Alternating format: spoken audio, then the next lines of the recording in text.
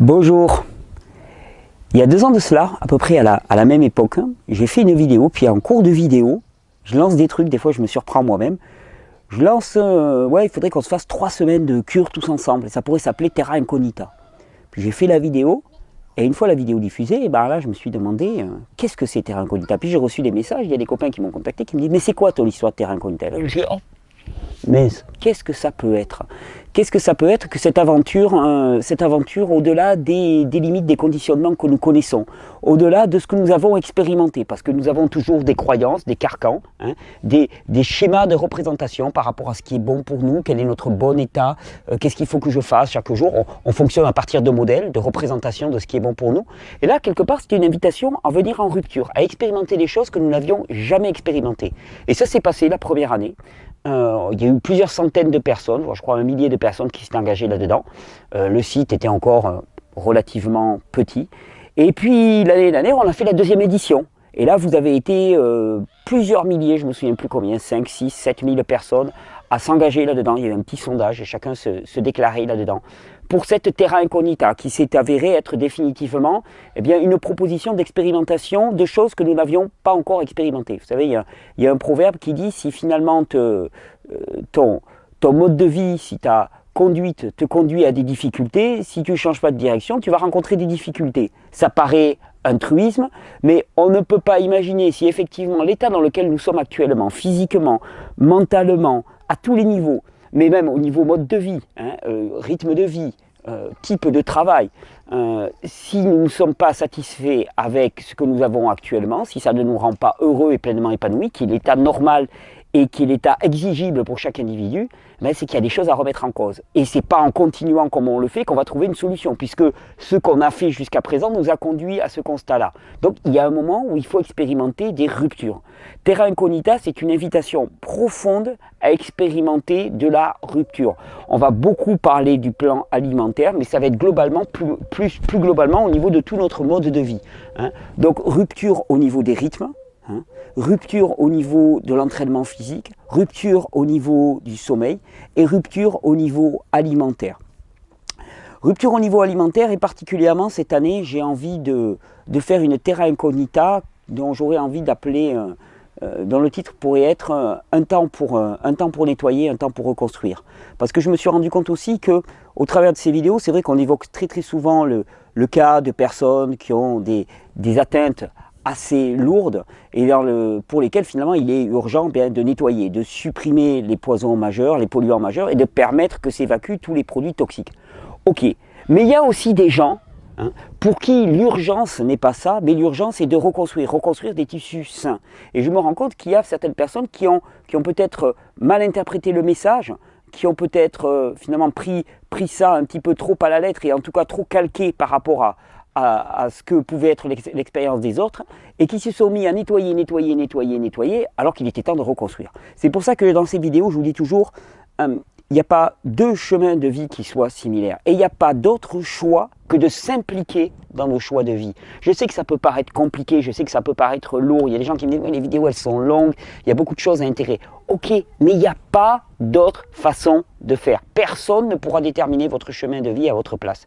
Et donc, le but de cette Terra Incognita, ça va être de permettre à chacun d'aller expérimenter des choses qu'il n'a pas l'habitude d'expérimenter, au-delà de ses croyances, au-delà de ses représentations pour lui-même. Alors comment ça se passe en pratique? En pratique, déjà, pendant 3 semaines, il va y avoir une vidéo quotidienne. Tous les matins, j'espère, si tout va bien, si mon Terra Incognita se passe bien, tous les matins, il y aura une vidéo qui vous attendra. Il va y avoir sur le site, on devait avoir le nouveau site, il va avoir encore 2-3 semaines de retard. On a encore des petits fignolages à faire, il va être magnifique. Donc on va utiliser le site actuel, mais sur le site actuel, on va créer une page totale pour Terra Incognita qui aura un caractère particulier dans lequel on pourra poster des informations, à la fois la vidéo du jour et des informations en temps réel, en permanence, des petites phrases, des petites remarques, des petites photos, des petits clins d'œil, je ne sais pas ce qui va venir. Moi, je suis comme vous avant Terra Incognita, c'est grand point d'interrogation, je ne sais pas ce qui vient. Et parallèlement à ça sera couplé aussi une page Facebook, où là, régulièrement dans la journée, toutes les heures ou toutes les 2 heures, il y aura aussi des informations, des phrases motivantes, des inspirations qui seront postées pour aider chacun à à se sentir lié à ce mouvement collectif. Parce que je pense qu'on meurt d'individualité. Et le but de Terra Incognita en premier lieu, c'est de faire sentir tous ensemble, faisant partie d'une chaîne de solidarité, d'une chaîne de démarche d'humains qui veulent d'une certaine manière sortir de la dépendance et de la domination par des élites, au sens propre du terme. Je crois que c'est ça. C'est qu'à partir du moment où on détermine des élites, c'est-à-dire qu'on donne le pouvoir à des spécialistes. On dit élite, ça ne veut pas dire grand-chose, mais à des spécialistes. Des gens qui veulent se réapproprier la direction de leur vie, la responsabilité et la direction pour eux, pour leurs enfants et pour leur famille. C'est juste ça, Terra Incognita. Sauf qu'il y a un moment, il faut arrêter d'en parler et il faut expérimenter. Or, je sais par expérience que des réformes du mode de vie, en particulier du mode alimentaire, amènent à des transformations dans l'individu qui sont juste au-delà de tout ce que vous pouvez imaginer. J'entends très souvent parler de personnes qui ont des problèmes psychologiques et qui me disent, voilà, je fais telle thérapie, telle thérapie, telle thérapie. Le premier truc que j'ai envie de leur dire, mais c'est, qu'est-ce que tu manges? Qu'est-ce que tu manges? Ça me paraît vain d'essayer de faire une thérapie si tu n'as pas réfléchi préalablement à ton mode alimentaire. Pour moi, c'est un coup d'épée dans l'eau. Ça me paraît vain de prendre des compléments alimentaires, ça me paraît vain de prendre des suppléments de plantes, ça me paraît vain de prendre quelconque médicament si préalablement, comme base des bases, tu n'as pas réfléchi à ton mode de vie, tu n'as pas réformé le terrain. Terra Incognita, c'est construire un nouveau terrain. Alors, ça se passe comment en pratique? Terra Incognita, on va élaborer plusieurs programmes. Ces programmes, ils vont être tous rassemblés. Vous verrez, le premier jour de Terra Incognita, vous aurez un PDF que vous pourrez télécharger sur le site qui s'appellera Carnet de route en Terra Incognita, dans lequel on résumera les propositions. Ce ne sont que des propositions. Il n'y a que vous pour déterminer ce qui va être bon pour vous. Ce sont des propositions que je me permets de faire à partir de l'expérience que j'ai, des nombreux cas que je vois arriver à moi. C'est une proposition qui a un côté inducteur finalement, mais qui n'est en aucun cas coercitif. Alors, la première proposition, pour moi, on va dire que sur le plan alimentaire, je vais faire 3 propositions. Il va y avoir la proposition pour les gens qui n'ont pas vraiment, pour l'instant, ils n'ont jamais trop pensé à leur mode de vie, à leur mode alimentaire. Et puis quand même, ils ont lu des articles, ils ont vu, ils ont entendu des gens qui leur parlaient de gluten, de produits laitiers, de glutamate, d'additifs. Peut-être qu'ils ont croisé le message de Coco, de Corinne Gouget, qui leur dit additif alimentaire, danger. Alors là, on voit bien, il y a 3 mots, on comprend ce qu'il y a derrière. Et qui se posent des questions, qui ont peut-être découvert ces vidéos, qui se disent, tiens, mais est-ce qu'il n'y aurait pas quelque chose à expérimenter à ce niveau-là? Donc la première proposition, elle va être pour ces personnes-là. Et là, la proposition, elle va être simple. Ça va être d'expérimenter pendant 1, 2, 3 semaines, de supprimer certains de ces produits, de se faire une cure, non pas de se projeter en se disant plus jamais je ne vais manger de ceci, plus jamais je ne vais manger de cela, mais plutôt de se dire, ok, pendant 3 semaines, je vais essayer de voir ce que ça fait que de vivre sans gluten. Sans gluten, donc tous les produits à base de blé, alors là, vraiment strictement aucun dans mon alimentation. Et voir comment je me sens. Comment ça fait de vivre sans produits laitiers pasteurisés. Voir comment je me sens, qu'est-ce qui se passe au niveau de mon nez, qu'est-ce qui se passe au niveau de mes bronches, qu'est-ce qui se passe au niveau de ma peau, qu'est-ce qui se manifeste. Donc la première proposition, ça va être enlever les poisons majeurs. Et vous verrez, semaine après semaine, je proposerai pour ces personnes-là qui sont dans le programme 1, on va dire, suppression des poisons et démarrage de la vraie vie, on va dire, je vais proposer à ces personnes différents niveaux. On va commencer par supprimer le gluten et les produits laitiers, donc les supprimer de l'alimentation radicalement, et augmenter légèrement la proportion de fruits et de légumes. Pour ceux qui ont un extracteur de jus, il est certain qu'apporter des jus de légumes frais tous les jours est une priorité. Il pourrait être apporté à tout le monde, vraiment tout le monde, tout le monde. Donc ça va être globalement le premier programme et on va y revenir en détail. Ensuite, le deuxième programme, ça va être nettoyer. Alors là, nettoyer, c'est pour toutes les personnes qui ont déjà l'habitude de manger cru, qui n'ont pas l'impression d'être en sous-vitalité, qui ne sont pas trop fatigués, qui ne sont pas trop maigres, qui sont bien, mais pour qui il reste encore des difficultés, qui ont la peau qui ne s'est pas encore bien rétablie, qui ont encore des petits problèmes articulaires, pour qui c'est encore difficile. Et eux, qu'est-ce que je vais leur proposer? D'y aller plus fort. Donc globalement, des individus qui ont de la vitalité, qui ne sont pas en sous-poids, qui ont encore de l'énergie pour faire du sport, qui ont une vie active, pleine et entière. Et eux, je vais leur proposer de pousser un peu plus fort. Alors pousser un peu plus fort, qu'est-ce que ça va être? Pousser un peu plus fort, ça va être, par exemple, pour ceux qui ont l'habitude d'avoir un régime tout cru, déjà, de commencer peut-être à se spécialiser, faire des jours de monodiète, hein, ou faire des jours tout au jus. Et les propositions, elles vont varier en fonction des journées. Je lancerai ça comme ça, et puis chacun s'y accrochera. Pour ceux qui ne sont pas encore au tout cru, peut-être expérimenter 3 semaines de tout cru complètement, et voir ce que ça fait. Non pas pour... L'important, je crois que c'est... il y a un véritable challenge à arrêter de raisonner par la peur. Arrêtez de croire que les choses sont inéluctables, arrêtez de croire qu'il faut rentrer en religion et en légalisme. C'est-à-dire que terra incognita, c'est la chance de faire une expérience. Faire une expérience, ça ne veut pas dire rentrer dans les rangs et souscrire à vie, signer quelque chose. Ça veut juste dire aller expérimenter. La personne qui me dit « Ah mais moi le tout cru c'est pas pour moi », le truc que je lui dis en premier, c'est « T'as essayé ? T'as essayé suffisamment longtemps pour savoir. Mais tu as peut-être raison que c'est pas pour toi, en tout cas pas pour toi pour le moment. » Hein, parce que je reste persuadé, j'en démords pas, que le tout cru est bon pour tout le monde, sauf que le chemin de réhabilitation vers cet état de fonctionnement normal du corps humain, ce chemin de réhabilitation, pour certains il va prendre 3 mois, hein, pour certains il va prendre 3 ans, et peut-être pour certains il va prendre 30 ans, et que les étapes du chemin pour permettre de reconstruire le corps, elles vont être diversifiées, elles vont être variées, et peut-être qu'elles ne passeront pas par l'adoption d'un régime tout cru dès le départ, bien évidemment. C'est là où il faut rentrer en finesse. Et donc pour ces personnes-là, pour qui l'accent va être nettoyé un peu plus, expérimenter 3 semaines au cru, ou alors expérimenter une monodiète, ou expérimenter une cure de jus pendant 3 semaines. Alors attention, cure de jus, on parle toujours de cure de jus avec beaucoup de légumes. Je vous déconseille les cures de jus avec beaucoup de fruits, jus de fruits. Les jus de fruits sont bien trop nettoyants pour le corps. Je vous conseille à ce moment-là de manger les fruits tels quels. Donc, il va y avoir le programme nettoyage. Le programme nettoyage, c'est pour ceux qui ont encore une bonne vitalité. Et à l'inverse, il va y avoir tous ceux qui ont adopté le cru. Ils ont vu des petites améliorations, mais en même temps, ça stagne. Hein, c'est plat, ils vont pas bien, ils vont peut-être pas mal non plus, mais ils se sentent toujours aussi fatigués, toujours aussi épuisés. Ça va toucher aussi des personnes qui sont peut-être en difficulté au niveau psychologique et psychique, qui sont épuisés, qui ont l'impression de se traîner, de tirer cette vie. Alors, ça concerne aussi des personnes qui sont souvent en sous-poids. Parce que les personnes qui sont en surpoids et qui ont l'impression de se traîner dans la vie, elles, je vais leur proposer plutôt de nettoyer. Mais celles qui sont en sous-poids, je vais leur dire, écoutez, vous avez essayé le tout cru, on va essayer autre chose pendant 3 semaines. Ah, on va arrêter de manger cru. Ah ouais.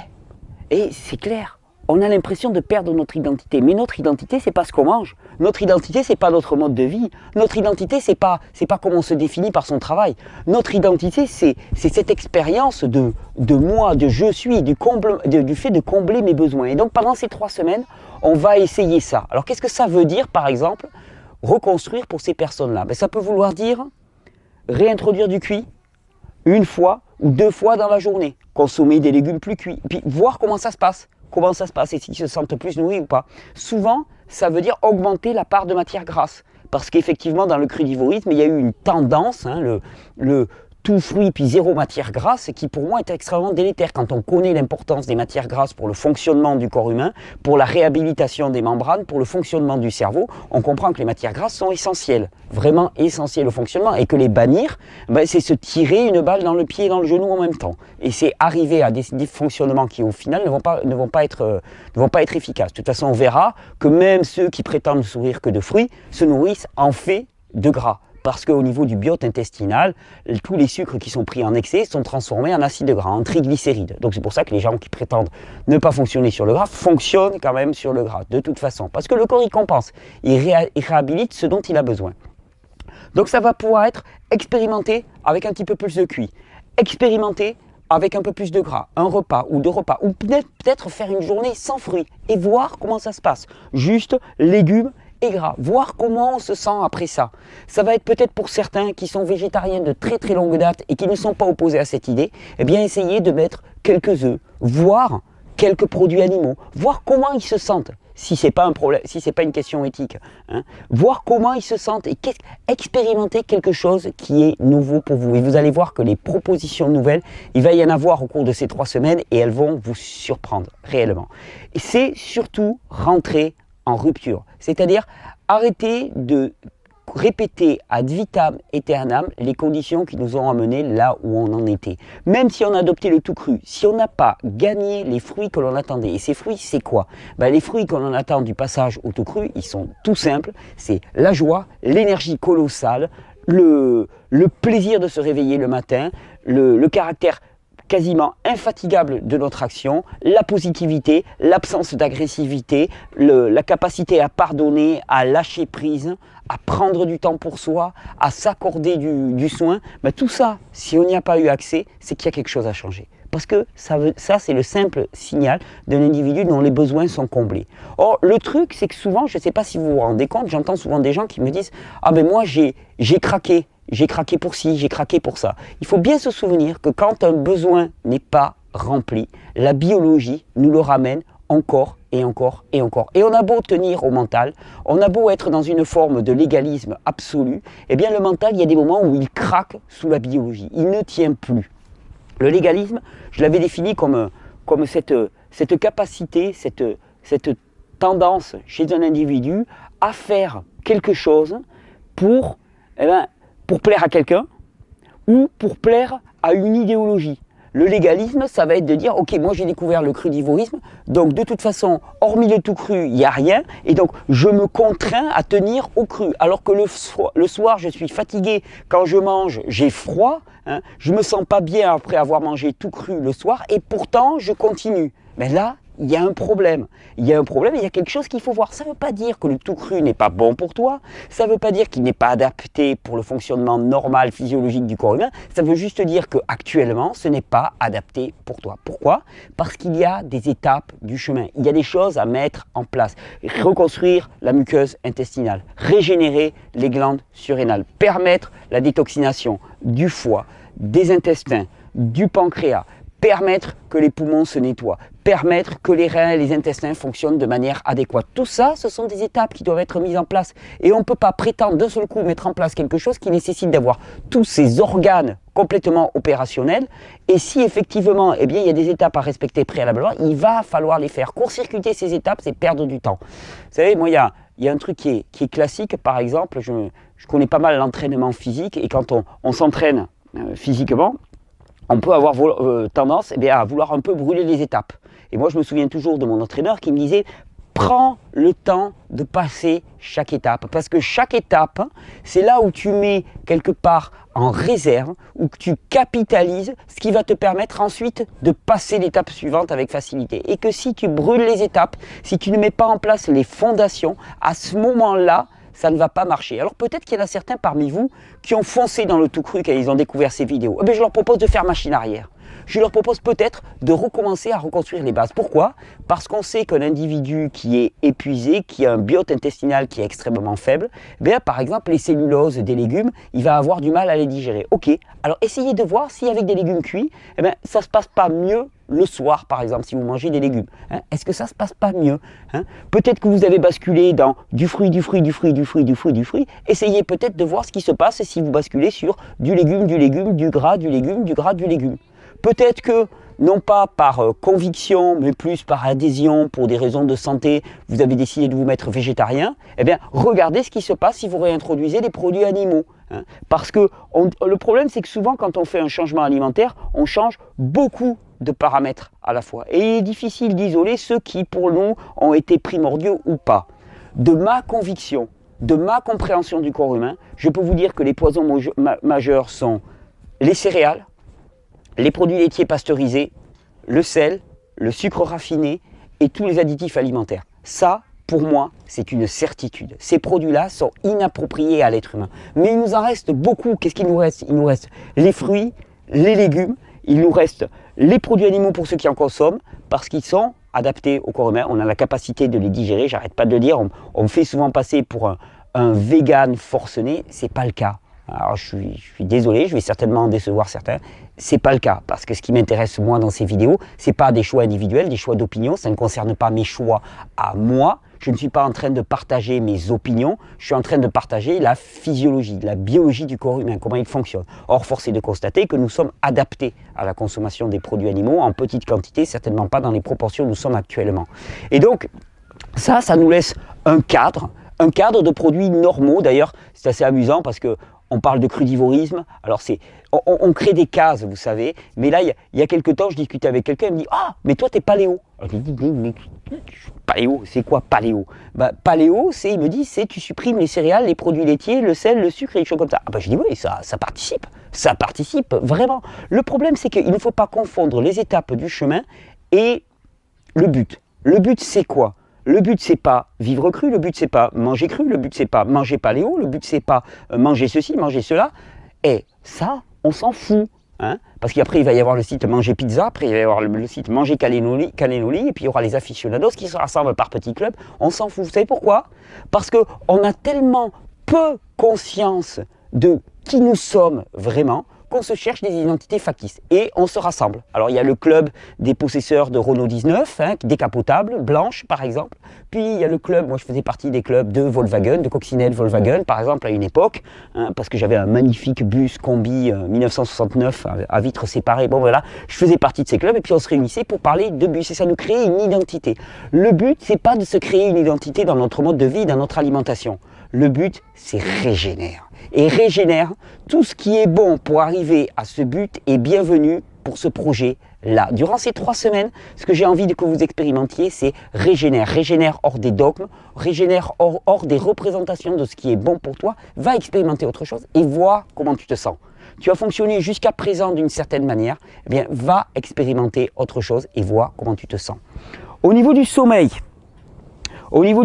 le challenge pour tout le monde dès la première semaine que je vais poser, c'est que je ne veux pas voir un seul commentaire après 10 heures du soir. Finish, capote, terminé, extinction des feux, l'ordinateur, il est éteint.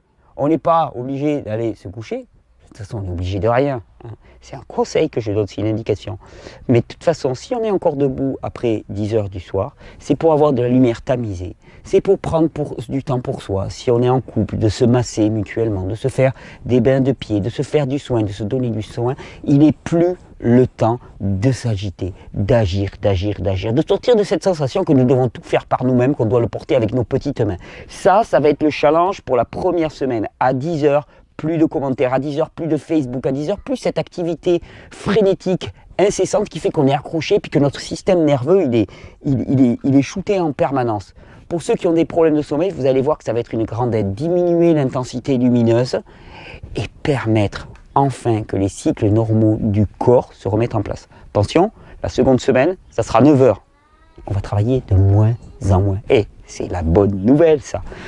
Sur le plan d'exercice physique, très intéressant là aussi. Ceux qui sont très sportifs, j'aurais tendance à le dire, peut-être que vous pourriez expérimenter 3 semaines dans lesquelles vous passez plus de temps au sauna ou au massage, ou dans le bain au bicarbonate, que dans la salle de gym, par exemple. Et à l'inverse, ceux qui sont trop fatigués pour faire du sport, j'aurais tendance à le dire, ok, et bien même tout fatigué que vous êtes, qu'est-ce qui vous empêche d'aller expérimenter une petite demi-heure par jour de marcher?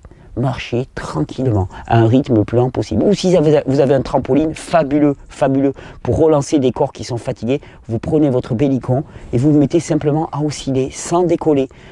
Un quart d'heure, 20 minutes, une demi-heure, comme ça, simplement, pour remettre un petit peu de mouvement, pour remettre de l'énergie là-dedans.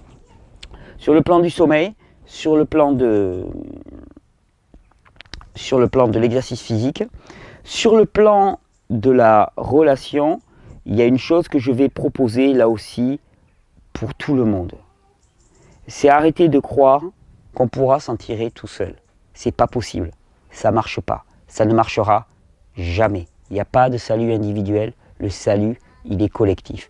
Donc au travers des groupes Facebook, au travers des pages, au travers des commentaires sur ce site, au travers de la clameur aussi qui va être un bon relais pour ça, je vais vous encourager à, quel que soit votre choix alimentaire, à ne pas vous couper des autres, à aller vers les autres, apporter l'information, apporter ce que vous avez découvert, ce joyau que vous avez découvert, que finalement, eh bien que si on n'est pas bien dans notre vie, c'est pas par hasard, c'est pas inéluctable, c'est simplement peut-être parce qu'on a fait des mauvais choix et que l'état normal par essence de l'être humain, c'est un état de joie, de santé et d'énergie. Ça, c'est le paradigme de ces vidéos. Et Régénère, ben c'est reviens à la maison, reviens à l'état normal de fonctionnement du corps humain. Sommeil, exercice physique, relations sociales et donc alimentation. Premier programme, on enlève les poisons majeurs. Pour la première semaine, je vais vous proposer de couper gluten et produits laitiers, pasteurisés particulièrement. Ça veut dire qu'il ne va y avoir ni gluten ni produits laitiers. Vous pouvez remplacer par du sarrasin, par du quinoa, du millet. Surtout, vous pouvez remplacer par beaucoup de légumes cuits, pommes de terre, panais, topinambour, artichauts, choux d'hiver, hein, et puis augmenter la portion de fruits et de légumes. Si vous avez un extracteur de jus, vous ajoutez des jus. Ça, pour le premier programme, ça fait une bonne première semaine et vous allez voir ce qui va se passer. Pour ceux qui sont dans le programme nettoyage, 3 possibilités. Soit passer au tout cru si vous ne l'avez pas encore fait, soit expérimenter une monodiète.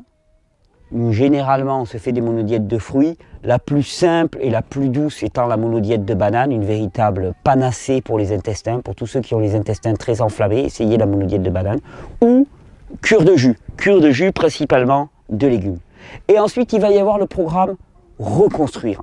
Et le programme reconstruire, le programme numéro 3, le programme reconstruire, ça va être pour tous ceux qui sont déjà dans le cru ou qui ont fait pas mal de réformes alimentaires et qui vont pas vraiment mieux, qui n'ont pas tout, ils voient les livres d'or, ils voient le témoignage, et puis eux, ça énerve ces témoignages, ça énerve. La petite Lily Rose, là, avec son témoignage, elle nous embête. Et le petit Guillaume, là aussi, il nous embête. Et tous ces témoignages des gens dans le livre d'or, quoi, c'est pas possible, quoi. Pourquoi ça m'arrive pas à moi ? Pourquoi ça m'arrive pas à moi ? Peut-être parce que je suis allé beaucoup trop vite dans la progression et j'ai oublié de mettre en place les fondations. Alors on va refaire machine arrière. Je vais, selon mon ressenti, et là c'est pas moi qui vais pouvoir vous le proposer, réintroduire du cuit la première semaine. Ou je vais pouvoir réintroduire quelques produits animaux. Ou je vais pouvoir augmenter ma proportion de gras et diminuer ma quantité de fruits. Et voir ce qui va se passer. Parce qu'on n'est pas là pour rentrer en religion. C'est pour ça que toutes les personnes qui me parlent du régime Casasnovas, je leur dis, il n'y a pas de régime Casasnovas, il n'y a pas d'idéologie, il y a juste un désir profond de voir des individus qui fonctionnent suivant leur fonctionnement normal. Parce que c'est beau un individu qui fonctionne de manière normale. C'est beau un individu qui n'est pas haineux. C'est beau un individu qui est en joie. C'est beau un individu qui a de l'énergie. C'est beau, ça fait plaisir et c'est ça que j'attends de voir. Régénère. C'est le seul but pour ces 3 semaines en terra incognita. Alors le guide de voyage en terra incognita, j'espère pouvoir le proposer dès vendredi. On va dire, j'espère qu'il sera en ligne dès vendredi sur le site. On mettra aussi la page de Terra Incognita en ligne dès que possible. La page de Facebook aussi va être mise. L'équipe la travaille d'arrache-pied pour que tout ça soit mis en place. On va détailler un peu plus dans ce document les 3 propositions. Il va y avoir un sondage aussi. Et dans ce sondage, eh bien, il y aura le commun. Le commun, c'est l'heure de coucher, c'est le rythme de vie. Et puis il y aura les spécificités. Et on pourra dire, voilà, je me suis lancé dans le programme éliminer les poisons, éliminer les surcharges. Deuxièmement, je me suis lancé dans le programme nettoyage maximal. Troisièmement, je me suis lancé dans le programme reconstruire enfin. Et dans le petit document, il va y avoir aussi indiqué tous les critères qui peuvent faire en sorte qu'on choisisse de faire tel ou tel programme.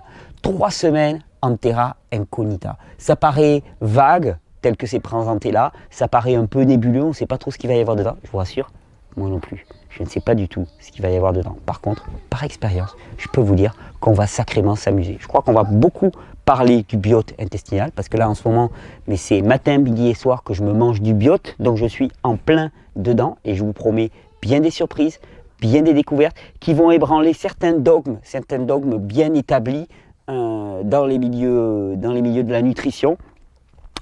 Je crois qu'il va y avoir des belles rencontres aussi. On vous prépare de beaux cadeaux de Noël pour vous accompagner durant cette période de fête. Bienvenue à toutes et à tous en terra incognita. Terra incognita, c'est la chance de notre vie d'expérimenter quelque chose de différent, de placer enfin une rupture dans ce qui nous paraissait inchangeable, dans ce qui nous paraissait inéluctable, dans le désespoir remettre de l'espoir, dans la désespérance remettre de l'énergie, de la vitalité, remettre un espoir là où il n'y en avait plus. Terra Incognita, ça commence lundi, on se retrouvera lundi matin, d'ici là il va y avoir quelques vidéos, le guide à télécharger sous peu. Bienvenue dans l'aventure Régénère.